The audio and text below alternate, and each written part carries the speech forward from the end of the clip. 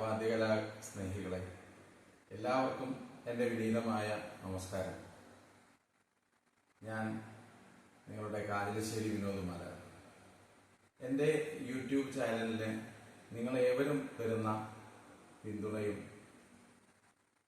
എല്ലാവിധ അഭിപ്രായങ്ങൾക്കും ലൈക്കിനും എല്ലാത്തിനും എൻ്റെ ഹൃദയം നിറഞ്ഞ നന്ദിയും സ്നേഹവും ഞാനിവിടെ പ്രകടിപ്പിക്കുന്നു.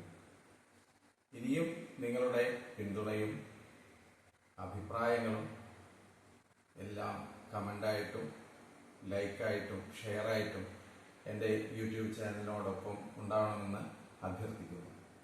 ഇന്ന് ഞാൻ ഇവിടെ വന്നിരിക്കുന്നത് തക്കിട്ട സാധകത്തിൻ്റെ 6ാം കാലം അവരോഹണത്തിൽ 1ാം കാലം, 2ാം കാലം, 3ാം കാലം, 4ാം കാലം, 5ാം കാലം, 6ാം കാലം.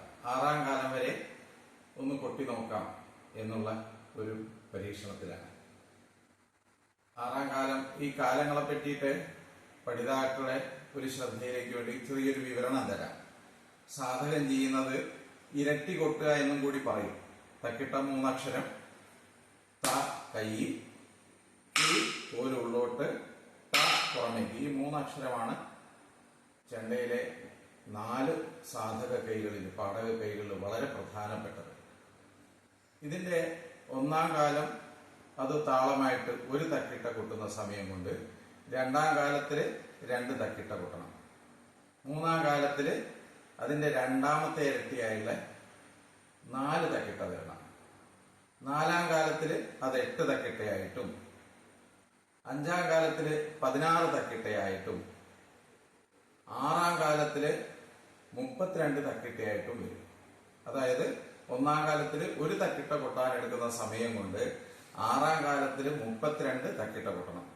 ഒന്നുകൂടെ പറഞ്ഞാല് 1ാം കാലം 3 അക്ഷരമാണെങ്കിൽ 6ാം കാലം 3 അക്ഷരം കൊട്ടുന്ന സമയം കൊണ്ട് 96 അക്ഷരം പൂർത്തിയാക്കണം. 97ാമത്തെ അക്ഷരം തക്കിട്ടയുടെ ആദ്യത്തെ താളമായിട്ട് വരണം. ഈ ഒരു ചലഞ്ചാണ് ഞാനിന്നിവിടെ നിങ്ങളുടെ മുന്നിൽ അവതരിപ്പിക്കാൻ പോകുന്നത്. ഓക്കെ, നമുക്ക് തുടങ്ങാം.